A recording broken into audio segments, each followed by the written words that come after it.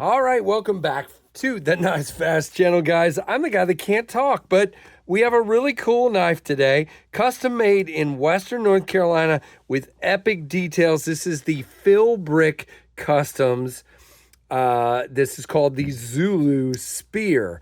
And guys, just have a look at this. Beautiful, comes from the Lefty Pass Around group. And we're going to dive into some details on this one. Probably not going to be a super long video because I don't have a ton of details on it, but I did want to showcase this guy very, very much so. Now, again, Philbrick knives here, handmade in Hendersonville, North Carolina, philbrickknives.com. Beautiful logo. Now, it does come in this really cool tube here, with paper wrapped. And then paper inside. Of course, the knife was wrapped up in paper. And this is number 11 of this, I guess, this particular Zulu Spear, which is really, really cool. Now, what's also cool about this is I'm currently having a custom slip joint made that's kind of similar to this, but with a fatter spear point blade from Gene Wiseman. So we're going to definitely get some cool looks at some really beautiful custom knives. Now, this is hand-pinned Zulu Spear shield here. Gorgeous. Matter of fact, let's get this card out here so you can see it. Hand-rubbed satin, spear point, CPM 154 at 61 HRC. The frame is 416 stainless bolsters welded to 410 stainless liners. Pinned 416 stainless spear shield. And the covers are hand-jigged vintage black paper micarta, closed link 3.85. And then you've got this really kind of epic Zulu Spear point blade here that actually drops quite a bit. So you could almost call it a spear point, but a drop point, but it's definitely a spear. Philbrick here. And again, it's CPM 154. Beautiful hand-rubbed satin blade there. You have a very nice sharpening notch. Typical tang here. Looks like we have a kick. I didn't really get into that yet, so I'll look. I don't see a stop pin. So yeah, I think it's definitely a kick here. It is hand pinned as well. Just super gorgeous. Now, the finish on the back spring is really unique. It's like done with a wire brush or something, I guess. But it's very smooth, feels great. Finishing is awesome. Again, nice and chamfered, beautifully finished jigging here. And you have a very nice nail nick here. Now, guys, this is probably the strongest spring I've ever felt. It's probably 8.5. I'm calling it 8.5. I kind of hinted at 9 the other day. It's definitely 8.5 is where I'd put it. This is strong, very, very strong. When it's open, very nice finish. It is not going anywhere. Let's do a little bit of cutting with it. What the heck? I mean, come on. They put it in the pass around, but it is extremely slicey. Very, very slicey.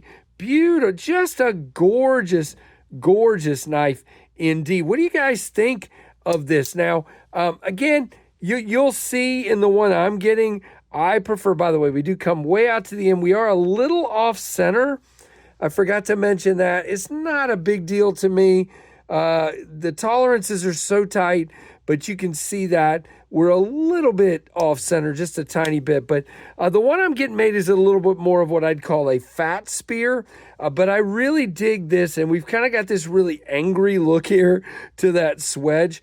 It is a 4-finger grip and fits me very, very nicely here indeed. Just a great knife, and I love the fatness of the back of the handle that kind of holds your hand in place. Really, really nicely done. All right, so don't have a lot of this is the specs, but you know what? We should measure it and weigh it. So we'll do that here in just a minute. But here is your Ontario Rat 1, which is majorly larger, and the Ontario Rat 2, which is just slightly larger, okay? As far as the measurements, overall, we're going to be, just under 7 let's see, boom. Yeah, so just under 7 inches.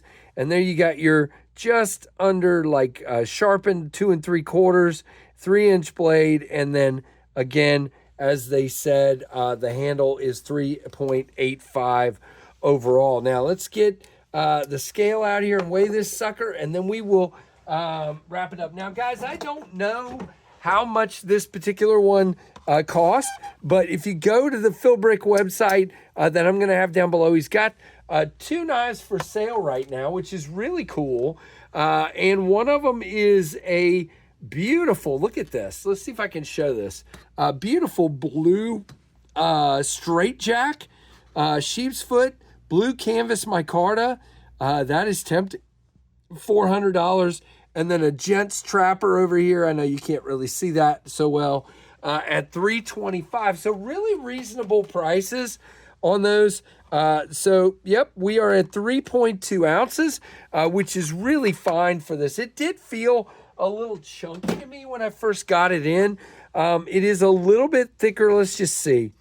It's going to be, let's do it up like this. Just over half an inch, like 5.1 maybe. 0.51, sorry.